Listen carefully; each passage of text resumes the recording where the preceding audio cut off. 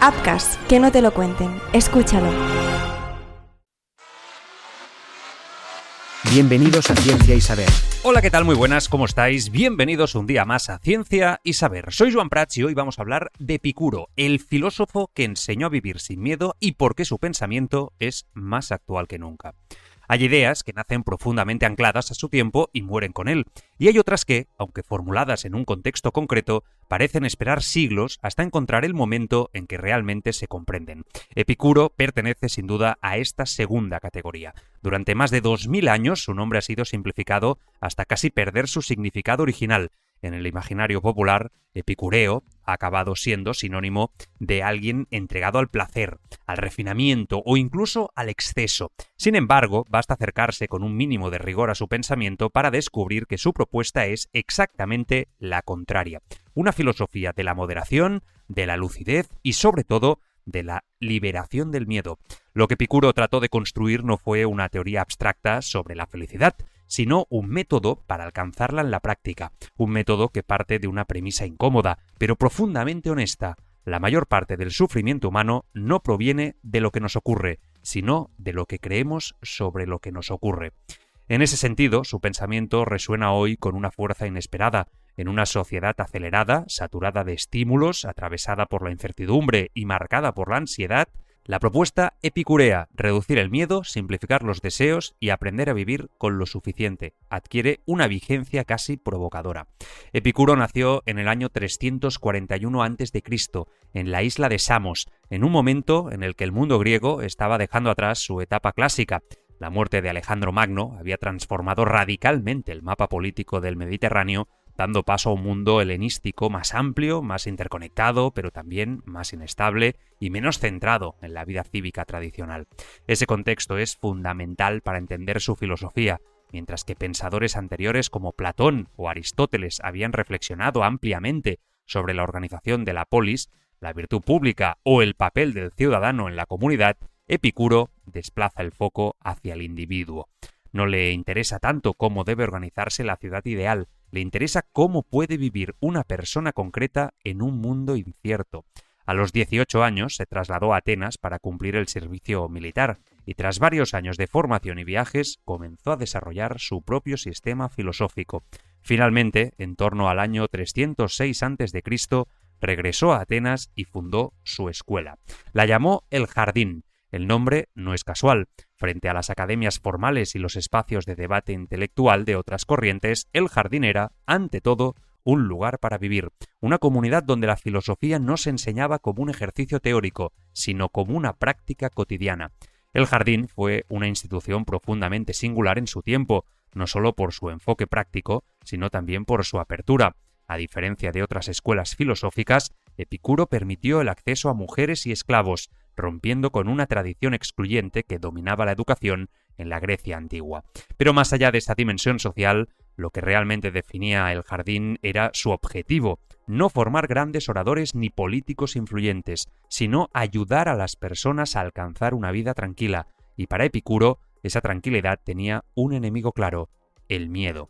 Epicuro identificó con gran precisión tres grandes miedos que, a su juicio, condicionan la vida humana de manera profunda y muchas veces inconsciente: el miedo a los dioses, el miedo a la muerte y el miedo al dolor. Su filosofía puede entenderse en gran medida como un intento sistemático de desmontar estos tres pilares de la angustia.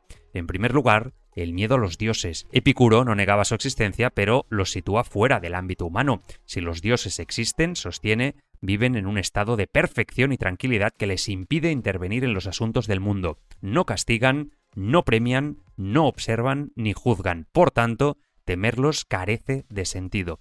En segundo lugar, el miedo a la muerte. Aquí formula una de las ideas más influyentes de toda la filosofía antigua. La muerte no es nada para nosotros. Su argumento es tan simple como radical. Todo bien y todo mal dependen de la sensación. Pero la muerte implica precisamente la ausencia total de sensación. Mientras vivimos, la muerte no está presente. Y cuando la muerte llega, nosotros ya no estamos para experimentarla. En consecuencia, temerla es proyectar una experiencia imposible. Y, sin embargo, ese miedo sigue siendo uno de los motores más poderosos de la conducta humana. En tercer lugar, el miedo al dolor. Epicuro no niega la existencia del sufrimiento físico, pero introduce un matiz importante. La mayoría de los dolores son o bien breves o bien soportables, y cuando son intensos y prolongados, pueden ser mitigados, al menos en parte, mediante la actitud mental, el recuerdo o la anticipación racional. Probablemente ningún concepto ha sido tan malinterpretado en la obra de Epicuro como el del placer. Lejos de defender una vida de indulgencia, su propuesta es mucho más sobria y exigente. Para Epicuro, el placer no consiste en acumular experiencias intensas, sino en alcanzar un estado de equilibrio. Ese estado tiene dos componentes fundamentales: la ausencia de dolor físico, que denomina aponía, y la tranquilidad del alma, que llama ataraxia. El ideal epicúreo no es la excitación constante, sino la calma sostenida. Para lograrlo, distingue entre tres tipos de deseos: los naturales y necesarios, como alimentarse o descansar, que deben satisfacerse; los naturales pero no necesarios, como ciertos refinamientos, que pueden disfrutarse con moderación; y los deseos ni naturales ni necesarios, como la ambición desmedida, la búsqueda de fama o la acumulación ilimitada de riqueza, que conviene evitar porque generan más inquietud que placer. Esta clasificación tiene una fuerza sorprendentemente contemporánea. En una sociedad que estimula constantemente nuevos deseos, Epicuro propone lo contrario: reducirlos, analizarlos y aprender a distinguir entre lo que realmente necesitamos y lo que solo creemos necesitar. Leído desde el presente, Epicuro parece anticipar muchas de las tensiones psicológicas actuales. Vivimos en un entorno que multiplica la comparación, acelera el ritmo de vida y convierte la insatisfacción en un motor constante. Frente a eso, su mensaje resulta casi subversivo. No se trata de tener más, se trata de necesitar menos. No se trata de perseguir el placer sin límites, se trata de entender qué tipo de placer realmente estabiliza la vida. En ese marco, la amistad ocupa un lugar central. Para Epicuro, no es un lujo ni un complemento, sino una de las condiciones básicas de la felicidad. La amistad ofrece seguridad, apoyo emocional y una forma de placer duradero que no depende de factores externos volátiles. Epicuro murió en el año 270 a.C., tras una larga enfermedad que, según las fuentes, le provocó intensos dolores físicos, probablemente relacionados con afecciones renales. Lo relevante no es solo el hecho de su muerte, sino la forma en la que la afrontó.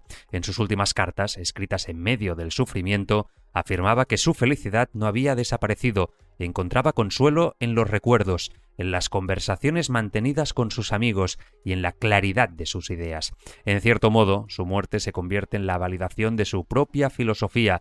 Incluso en condiciones adversas, sostenía que la mente podía preservar un espacio de tranquilidad.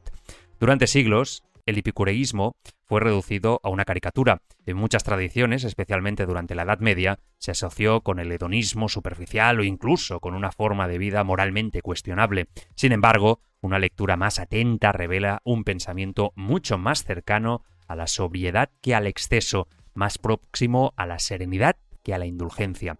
Su influencia se mantuvo viva a través de autores como Lucrecio, cuya obra transmitió muchas de sus ideas al mundo romano y resurgió con fuerza en la modernidad cuando el pensamiento científico y el interés por la experiencia individual volvieron a ocupar un lugar central.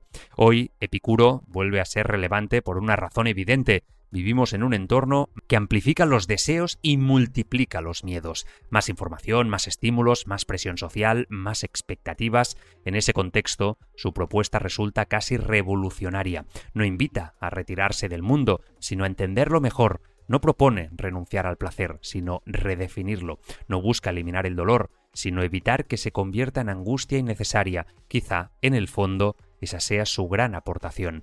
Recordarnos que la felicidad no es una conquista externa, sino una construcción interna, que depende menos de lo que acumulamos y más de lo que comprendemos, y que, en última instancia, una vida sin miedo, o al menos con menos miedo, es probablemente la forma más cercana que tenemos de vivir bien. Mañana más, Ciencia y Saber. Ciencia y Saber, una producción de Upcast. Upcast, que no te lo cuenten. Escúchalo. En Mito, en Presidente. Esta no es una historia sobre política, es una historia sobre lo que pasa cuando un país confunde gloria con salvación. Santiago Galán, eres eterno. Gol para la... Dicen que el poder revela quién eres, pero hay hombres a los que el poder no revela nada, solo los desata. Nací en el campo de batalla y aquí estoy.